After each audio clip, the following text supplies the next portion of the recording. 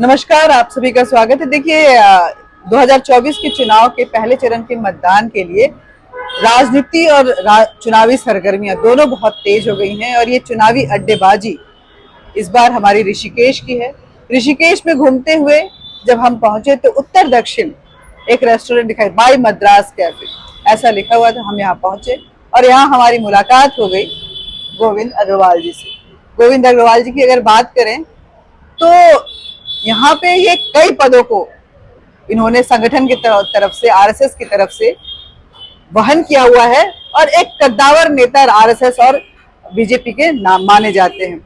सबसे बड़ी बात है कि जब नरेंद्र मोदी जी संगठन महामंत्री थे तब नरेंद्र मोदी को, जो आज देश के प्रधानमंत्री हैं, उनको स्कूटर पे लेके उनको जगह जगह ले जाया करते थे। बहुत बहुत स्वागत है आपका। और देखिए, क्योंकि ये तीसरी बार की लड़ाई है 2024 में, जब सत्ता पे कौन बनेगा प्रधानमंत्री को लेकर के ये चुनाव हो रहा है।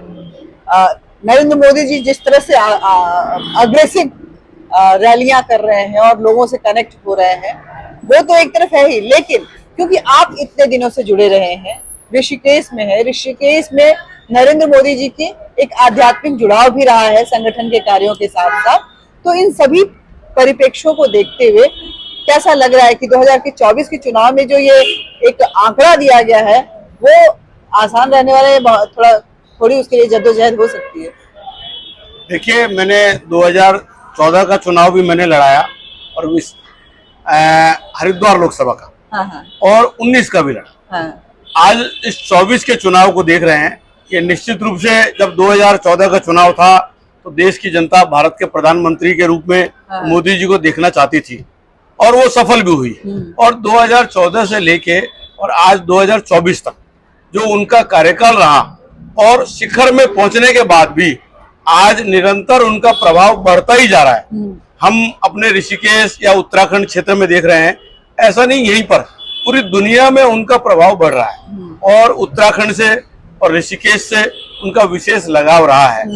मैं समझता हूं कि मेरा संबंध उनसे काफी पुराना संबंध रहा है और उससे पहले भी जो उनकी मानसिकता है वो कहीं ना कहीं आध्यात्म से जुड़ी हुई है। अच्छा। और जिसके कारण से, और विशेष रूप से वो जो उनका गुरु स्थान है वो भी ऋषिकेश है, दयानंद आश्रम। अच्छा। और स्वामी दयानंद जी के साथ जब भी वो मिलते थे तो स्वामी जी एक ही बात बोलते थे कि आपको गरीबों की चिंता करनी है, चाहे गरीबों के लिए रहने की व्यवस्था हो, उनकी चिकित्सा हो, उनकी शिक्षा हो। और मुझे लगता है स्वामी जी का उनके जीवन में बहुत बड़ा प्रभाव पड़ा है, जिसके कारण से आज ऐसा शिखर पुरुष जो पूरी दुनिया के अंदर बेताज बादशाह की तरह है, लेकिन गरीब आदमी की चिंता करने के लिए छोटी छोटी योजनाओं को बना रहे हैं। अब उनको लागू करने के लिए जिस प्रकार से पूरे देश के अंदर भ्रमण कर रहे हैं, अभी हमारी कल ऋषिकेश में मोदी जी की बहुत ही सफल रैली हुई।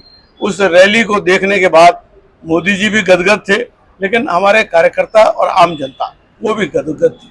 और मैं आपको अगर उत्तराखंड की बात बताऊं तो मुझे लगता है उत्तराखंड में चुनाव की लड़ाई है ही नहीं।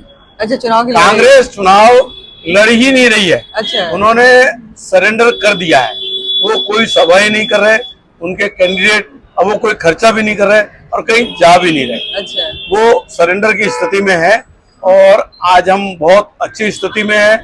भारतीय जनता पार्टी ने एक बार नारा दिया था कि अभी तक हम जीत रहे थे, अब जीत की लड़ाई नहीं है, अभी हमको मत प्रतिशत बढ़ाना है। तो मुझे लगता है मत प्रतिशत की लड़ाई में भी हम बहुत आगे चल रहे हैं।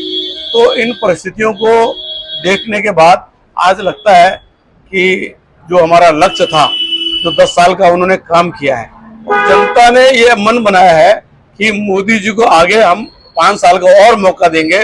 और मोदी जी ने कहा भी है 1-2 प्रोग्राम में कि असली जो है काम वो अब होंगे। अच्छा। अभी तक जो था वो ट्रेलर था, अब जो है पूरी पिक्चर अब बाकी है, तो अब उसी का इंतजार हम कर। अच्छा, आप तो मोदी जी के इतने करीबी रहे, उनको स्कूटर पे लेके घूमते थे तब, हाँ, और अब के मोदी में अगर हम कंपेयर करें तो मतलब तभी की बात पहले करते हैं कि कैसे थे मोदी जी उस समय में, किस तरह से आपकी बातें होती थी, किस तरह से उनका व्यवहार था, क्या उनका स्वभाव था, क्या पसंद करते थे, क्या नापसंद करते थे? क्योंकि स्कूटर पे लेके घूमते थे आप लोग दोनों, साथ साथ रहते थे, तो काफी समय साथ बिताया होगा और एक दूसरे के पसंद नापसंद को काफी अच्छे से पहचान गए होंगे। देखिए, मोदी जी ने जीवन में केवल प्रधानमंत्री या मुख्यमंत्री वो सीधे नहीं बन गए। उन्होंने 15 साल तक संघ के प्रचारक के रूप में घर घर में प्रवास किया और पूरे देश की परिक्रमा करी। अच्छा। तो उनको आम जनमानस का, आम कार्यकर्ता का, और आज वो प्रधानमंत्री के रूप में बैठने के बाद भी अगर आप उनकी योजनाओं को देखें कि स्वच्छता का अभियान, अब इतना बड़ा व्यक्ति, कितना छोटा काम, लेकिन वो छोटी सी चीजों को देखते हैं क्योंकि उन्होंने घर घर जाके काम किया है और आम जनमानस के साथ जुड़े हैं।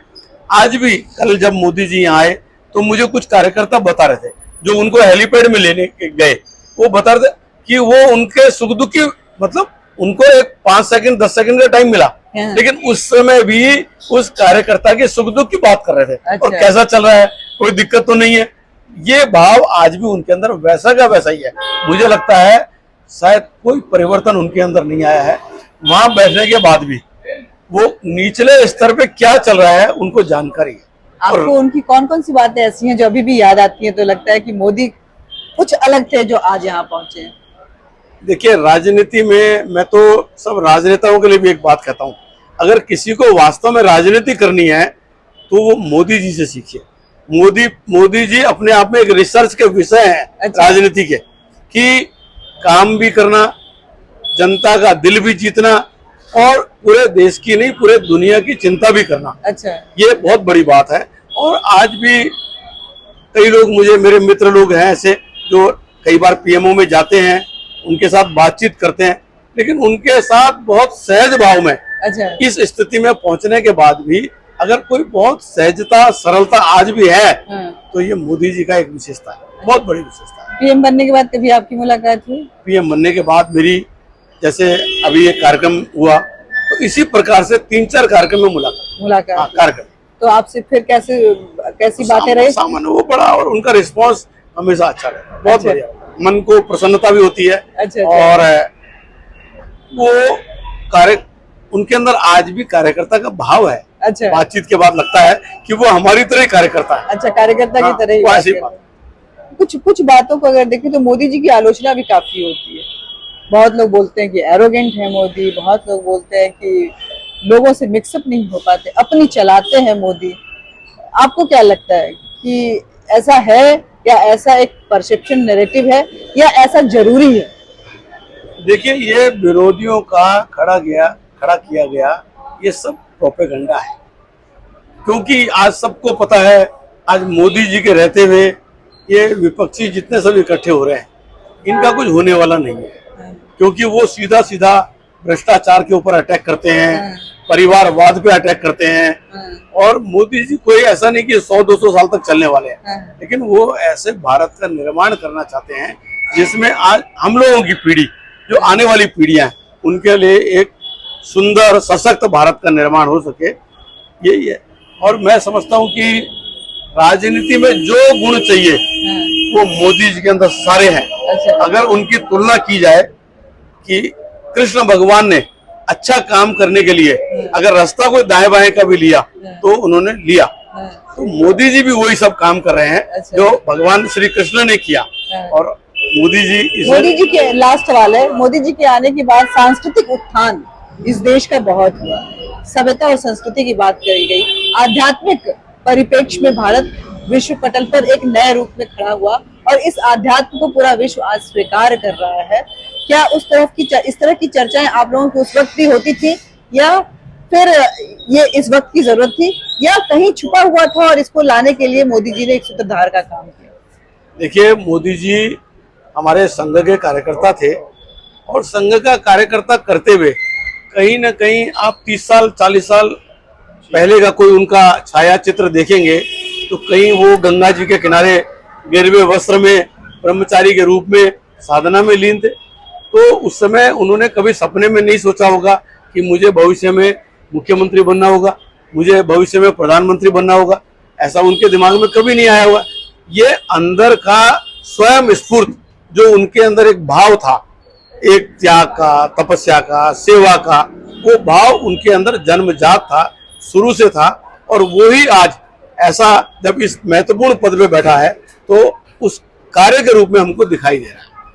बहुत बहुत धन्यवाद आपका गोविंद जी। देखिए मोदी जी कुछ कामों को पॉलिसी के तहत लाए, तो कुछ काम जो थे आध्यात्म, संस्कृति और भारत की स्पिरिचुअलिटी को विश्व पटल पर एक नए आयाम तक पहुंचाना, कि वो एक करियर, रोजगार का भी एक नया रास्ता दिखाई दे, ये उनकी कहीं ना कहीं अपना एक सपना रहा होगा, अपनी एक वो रही होगी इस भारतीय संस्कृति को के उत्थान को लेकर के। ये सारी चीजें मिलकर के सामने आई हैं। बहुत बहुत धन्यवाद।